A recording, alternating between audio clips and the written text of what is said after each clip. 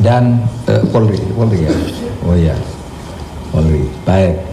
Laporannya begini, Satgas TPPU terus bekerja untuk memastikan tindak lanjut atas penyelesaian 300 LHA, laporan hasil analisis, strip LHP, laporan hasil pemeriksaan, dan informasi dari PPATK terkait dengan Kementerian Keuangan sebesar 349 triliun rupiah, khususnya terhadap nilai transaksi sebesar 189 triliun yang merupakan transaksi terbesar dalam kasus importasi emas. Setelah diadakan pendalaman antara Satgas TPPU, Ditjen Bea Cukai, Ditjen Pajak bersama KPK, dan tentu ada Kejaksaan Agung dan Polri di tim ini, ditemukan hal-hal sebagai berikut.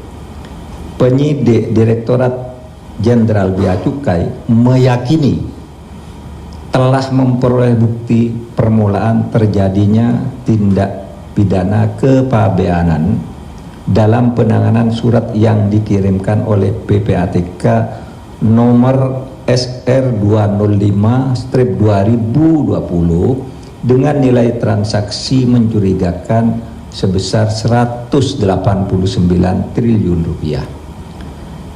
Penyidik telah menerbitkan surat perintah penyidikan bernomor 7 tanggal 19 Oktober 2023 dengan dugaan pelanggaran Undang-Undang Kepabeanan dan Undang-Undang Tindak Pidana Pencucian Uang, serta sudah menyampaikan surat pemberitahuan dimulainya penyidikan atau SPDSP kepada Bidang Pidana Khusus Kejaksaan Agung Republik Indonesia.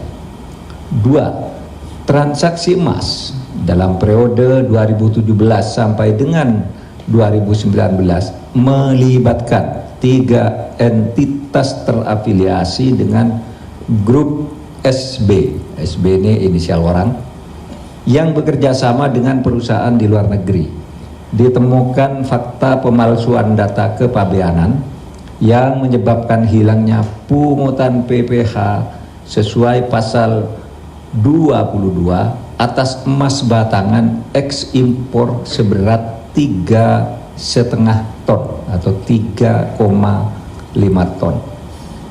3. Modus kejahatan yang dilakukan adalah mengkondisikan seolah-olah emas batangan yang diimpor telah diolah menjadi perhiasan dan seluruhnya telah diekspor.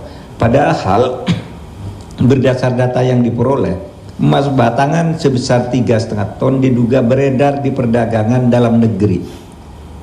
Dengan demikian, grup SB telah menyalahgunakan surat ketetapan bebas PPh pasal 22. Keempat, Direktorat Jenderal Pajak juga memperoleh dokumen perjanjian tentang pengolahan anoda logam dari salah satu BUMN yaitu PT Antam ke grup SB PT LM pada tahun 2017 yang diduga perjanjian ini sebagai kedok dari grup SB untuk melakukan ekspor barang yang tidak benar. Saat ini masih ditelusuri jumlah pengiriman anoda logam dari PT ATM ke PT LM dan pengiriman hasil olahan berupa emas dari PT LM ke PT ATM untuk memastikan nilai transaksi yang sebenarnya.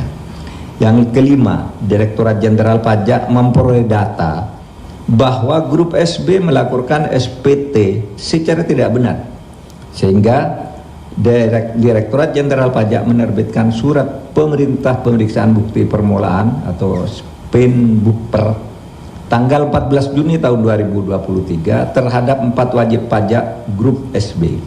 Data sementara yang diperoleh terdapat pajak kurang bayar beserta denda yang diperkirakan mencapai ratusan miliar rupiah untuk grup SB. 6. Dalam menjalankan bisnisnya, SB memanfaatkan orang-orang yang bekerja padanya sebagai instrumen untuk melakukan tindak pidana kepabeanan, perpajakan, dan tindak pidana pencucian uang. Dan terakhir, PPATK telah menyerahkan data tambahan transaksi keuangan mencurigakan yang berasal dari puluhan rekening grup SB kepada Direktorat Jenderal Pajak untuk dilakukan analisis kebenaran pelaporan pajak.